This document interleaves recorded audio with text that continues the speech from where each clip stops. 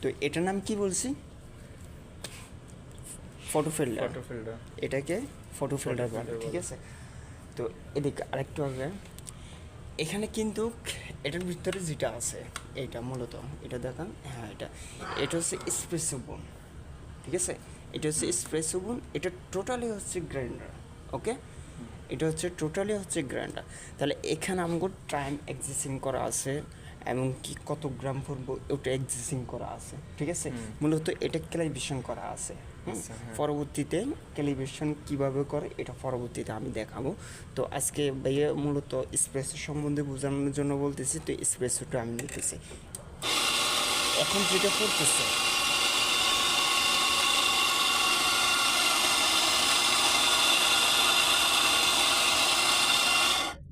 ওকে?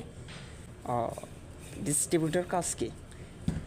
এখানে প্রথমত যে পাহাড় পর্বত যেটা দেখছেন, এটা মূলত ডিস্ট্রিবিউটার কাজ হচ্ছে এটা মূলত সমান করা ডিস্ট্রিবিউটারের কাজ, ঠিক আছে?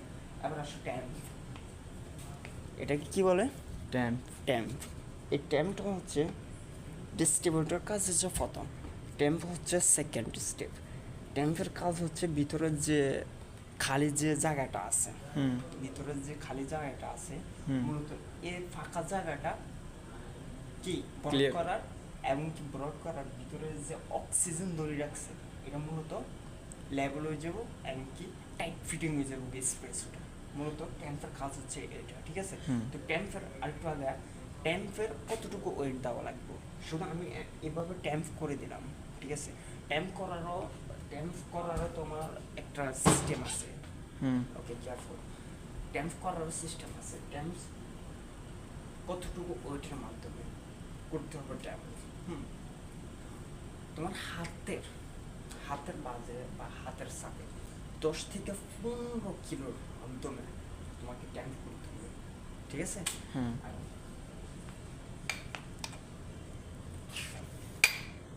এই যে, ঠিক আছে? এই যে, ঠিক আছে? হ্যাঁ, মূলত এসপ্রেসোটা এখন জাম হয়ে গেছে, ঠিক আছে? এই কারণে এসপ্রেসোটা ফরিতেছে না, ঠিক আছে? এবার এসপ্রেসো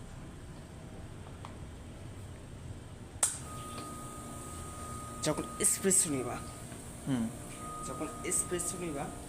এসপ্রেসো তো মূলত মেশিনের যে পানিটা আছে, লাইনে পানিটা আছে, এটাকে বলে রিফ্রেশন করে নিবা, ঠিক আছে? তো আমি রিফ্রেশন করে নিছি।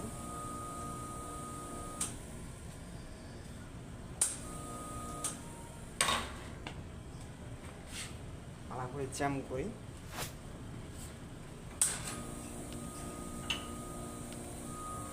এসপ্রেসো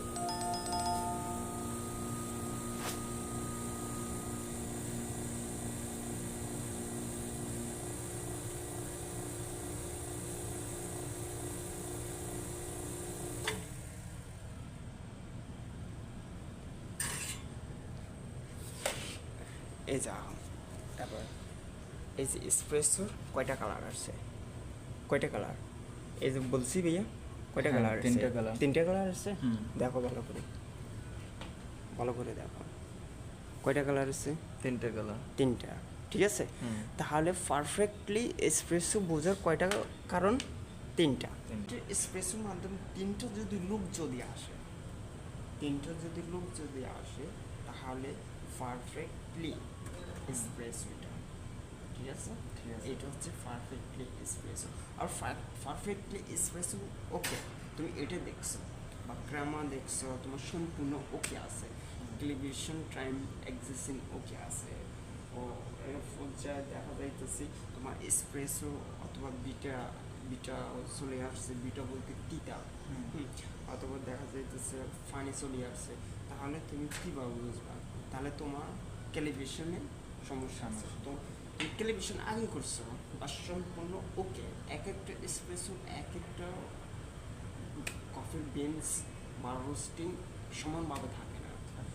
যখন তুমি এগুলো দেখতেছো তখন এগুলো ভাবতে হবে, বা করতে আস্তে সম্পূর্ণ ওকে চলে যাবে আস্তে। সব কিছু ক্যালিব্রেশন এমনকি ক্যালিব্রেশন করা লাগে, ইনফ্লুয়েন্সিং করা লাগে। মূলত আজকে এতটুকু পারফেক্ট এসপ্রেসোটা চেনার উপায় এতটুকু বুঝাইতেছি। তো এসপ্রেসো ক্যালিব্রেশনের সম্বন্ধে ইনশাল্লাহ নেক্সট ভিডিওতে দেবো। তো এসপ্রেসো কীভাবে ক্যালিব্রেশন করে, তো এটা পরবর্তী ভিডিওতে দেবো। আজকে এই পর্যন্ত। তো আজকে এটা মূলত বুঝছো তো ইনশাআল্লাহ। ইনশাল্লাহ। তো আজকে পর্যন্ত গাইস। তো ইনশাল্লাহ আমি তাকে আজকে তিনটা তালিম দিতেছি। তো ইনশাল্লাহ আজকে মূলত পারফেক্ট এসপ্রেসো দেখতে কীরকম এটা বোঝানোর চেষ্টা করছি। তো আপনারা যারা বুঝেন অবশ্যই আমার চ্যানেলে আপনারা কমেন্ট সেকশনে কমেন্ট করতে পারেন। আর যারা নতুন আমার চ্যানেলটি সাবস্ক্রাইব করে রাখবেন। আর আপনারা যারা আমার ফেসবুক পেজ থেকে দেখবেন অবশ্যই আমার পেজটাকে ফলো করে রাখবেন। আর যারা ফেসবুক থেকে দেখেন, ইউটিউব থেকে দেখেন, যারা বুঝে নেই তারা অবশ্যই কমেন্ট করে রাখবেন। আর যারা শিখতে চাচ্ছেন নতুন যারা, অবশ্যই তাদের জন্য শিক্ষণীয় ভিডিও। আর আমি আগে বলছি এ হচ্ছে আমার চাচাতো ভাই, আমি সম্পূর্ণ এখানে আমার এই বারিস্তার মাধ্যমে, আমার এই সফরের মাধ্যমে সম্পূর্ণ ভিডিওটা আমি তাকে প্রত্যেকটা ভিডিও আমি বা ফাট টু ফাট বার করার চেষ্টা করবো। তো আজকে পর্যন্ত ভালো লাগতেছে না, ঘুম আমরা চোখ ঘুম। তো আমার ডিউটি আছে 7টা, আজকে 7টা সন্ধ্যা 7টা থেকে ডিউটি শুরু। তো এখন বাজতেছে প্রায় 2টা। আজকে এই পর্যন্ত। ইনশাল্লাহ ভালো থাকবেন, সুস্থ থাকবেন।